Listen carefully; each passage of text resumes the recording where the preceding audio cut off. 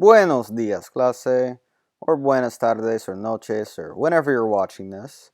Today's lesson is about direct object pronouns. So a direct object pronoun is exactly what it sounds like. It is a pronoun that replaces a direct object. So before we get into this lesson in depth, we need to remember what a direct object is.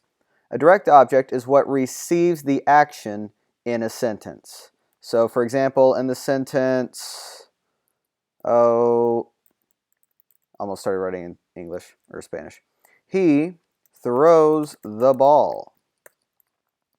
He would be the subject. That's who's doing the action. Throws is the action. That's the verb. And the ball would be the direct object because it's receiving the action.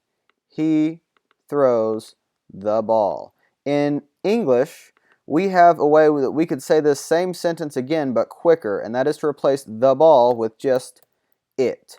It is a direct object pronoun, a DOP. It is a direct object pronoun. So, if we were to write that in English, it would be he throws it. He throws the ball, he throws it. It being a direct object pronoun replacing the ball. In Spanish, we do the exact same thing, just not in the same order. So, in Spanish, this sentence right here, he throws the ball, would be él lanza el balón. Now, we could use a different word for throw, we could use a different word for ball, but that is what we're going to use for this lesson. So, él lanza el balón. Él is the subject. That's who's doing the sentence. He. And lanza is the action, so that's the verb. And el balón is the direct object. That's receiving the action. What does he throw? The ball. That's the direct object. Él lanza el balón. So, to write this in Spanish, to write this second sentence, he throws it in Spanish, we need to know how to say it. We need to know our direct object pronouns. So I've got those in this chart right here. It's worth writing these down in your notes. Me, te, lo, la, nos, los, and las. These are the direct object pronouns, the DOPs, if you will, direct object pronouns. You'll notice that me, nos, and te look exactly the same as our reflexive pronouns, which, if you remember, were me, te, se, nos, and se.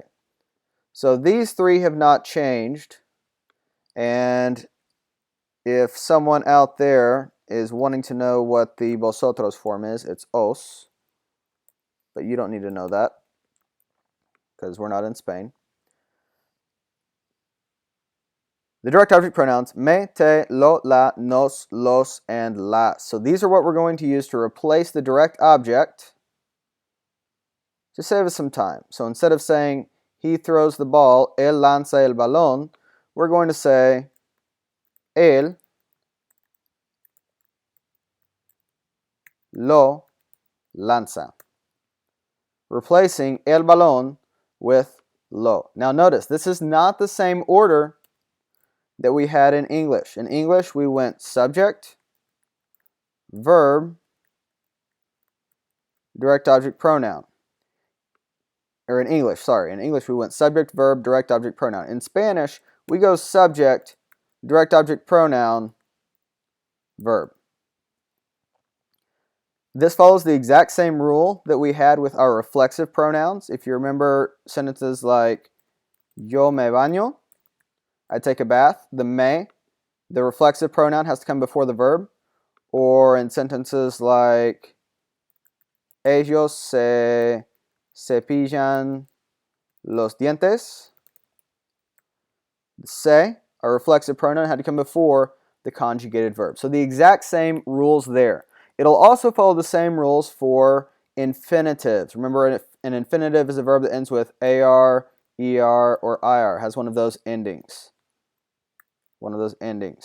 So let's say he wants to throw the ball to keep the same sentence going. Él quiere lanzar el balón. Remember, we only conjugate the first verb, not both verbs. Él quiere lanzar el balón. Now we have two options as to how we will rewrite this. One, we can put lo for el balón before the conjugated verb, or two, we can attach it to the infinitive. We just can't do both. So to save some time, I'm going to copy paste here. Oh gosh, what just happened? I broke it. All right. Él quiere lanzar el balón.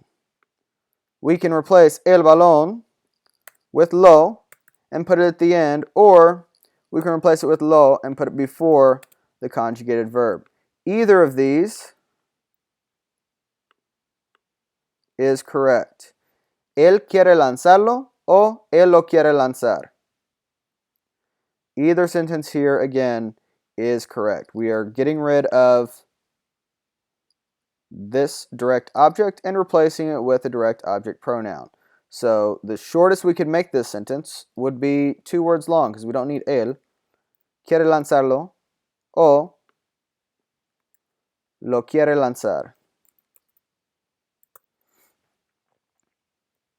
And that is everything you need to know about how to use direct object pronouns. If you have any questions whatsoever, please send me an email. I am just dying to go through my inbox and see some curious Spanish 1 students there. So if you could send me an email if you have any trouble with this, just let me know. Also, there's a link in the agenda to the studyspanish.com lesson that also has this same concept explained there, as well as the quiz, the practice quizzes that it has on there for you to practice with this before you take an official quiz. Again, if you need any help whatsoever, just let me know.